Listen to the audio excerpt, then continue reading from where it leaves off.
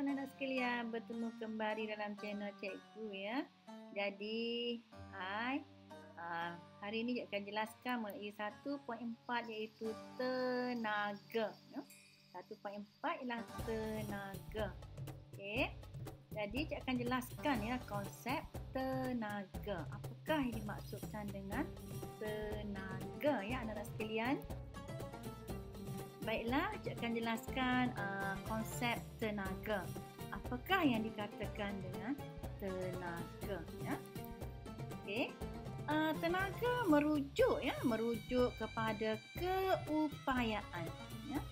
Keupayaan sesuatu objek atau bahan yang boleh dipindahkan kepada bahan lain dan boleh berubah dari satu bentuk ke bentuk yang lain. Itu maksudnya. Dan sebenarnya lebih mudah kalau kita faham, tenaga juga boleh ditakrifkan sebagai keupayaan untuk melakukan sesuatu proses atau aktiviti. Okey, nampak lebih senang ya? Keupayaan untuk melakukan sesuatu proses atau aktiviti. Okey, itu yang dikatakan dengan tenaga. Baiklah anak-anak sekalian, cikgu akan jelaskan ya tenaga yang terdapat dalam sistem bumi ya. Okey, antaranya ialah tenaga haba, iaitu tenaga yang berpunca dari bahangan matahari ke permukaan bumi ya.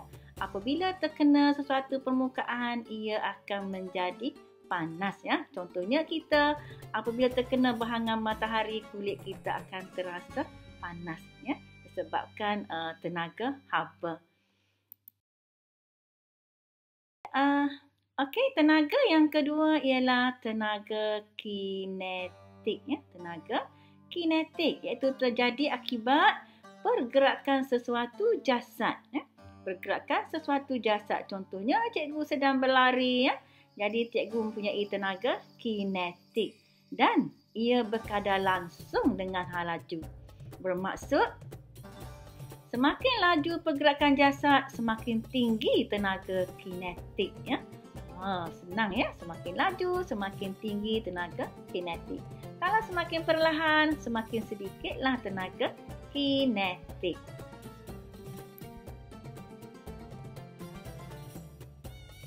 Okey, tenaga seterusnya ialah tenaga potensi atau disebut juga dengan tenaga keupayaan. Okey, tenaga potensi atau tenaga keupayaan. Jadi tenaga ini yang tersimpan dalam sesuatu jasad ya anak-anak sekalian. Yang disimpan dalam satu jasad disebabkan oleh kedudukan dan keadaannya. Ya, disebabkan oleh kedudukan dan keadaannya. Contoh, buah yang tergantung ya, mempunyai tenaga potensi ya, disebabkan oleh kedudukannya yang tergantung. Ataupun ya getah yang diregangkan ya, akan mempunyai tenaga potensi kerana keadaannya yang diregangkan ya. Cikgu harap anak-anak boleh beza ya antara kedudukan dan keadaannya. Okey, anak-anak sekalian, seterusnya tenaga graviti ya. Tenaga graviti iaitu tenaga yang terbentuk daripada mampatan jisim. Mampatan jisim dan pertambahan momentum sudut semasa pembentukan planet bumi lagi. Jadi tenaga ini akan menyebabkan sesuatu benda yang jatuh akan tertarik ke bawah ya, akan tertarik ke bawah. Kalau tidak ada tenaga graviti, apa-apa yang jatuh akan naik ke atas ya. Nampak pelik kan? Jadi tenaga graviti ini menyebabkan seolah-olah kita tertarik ke bawah. Contoh, kalau kita berada di atas bangunan yang tinggi, kita melihat ke bawah, maka terasa seolah-olah kita akan tertarik ke bawah ya. Iaitu tenaga graviti. Okey. Seterusnya ialah tenaga geoterma. Tenaga geoterma iaitu tenaga dari dalam bumi yang terdapat di kawasan aktiviti gunung berapi, yang mana wap air dari pancutan Giza yang terpancut dari kerak bumi akan disalurkan untuk menggerakkan turbin dan akhirnya akan menghasilkan tenaga geoterma. Tenaga ini banyak terdapat di kawasan-kawasan yang mempunyai aktiviti gunung berapi. Contohnya di Iceland, ya, anak-anak sekalian.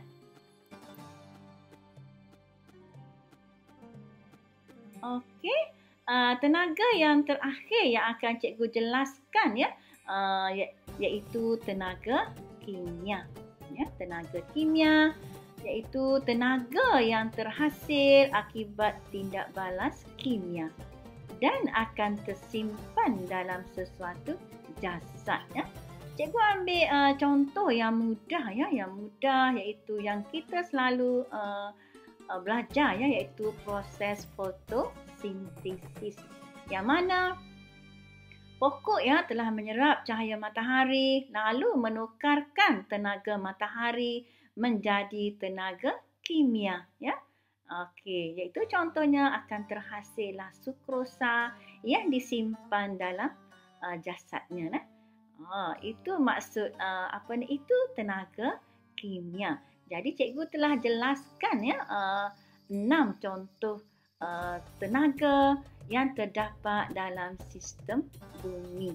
Jadi cikgu harap anak-anak sekalian telah pun faham, ya. Okey, dan jika ingin penjelasan lebih lanjut, anak-anak boleh berbincang dengan guru masing-masing, ya. Okey, cikgu berhenti di sini dan jangan lupa, ya, subscribe, like dan share channel cikgu, ya, agar ilmu ini akan berpanjangan, ya. Okey, bye comel-comel.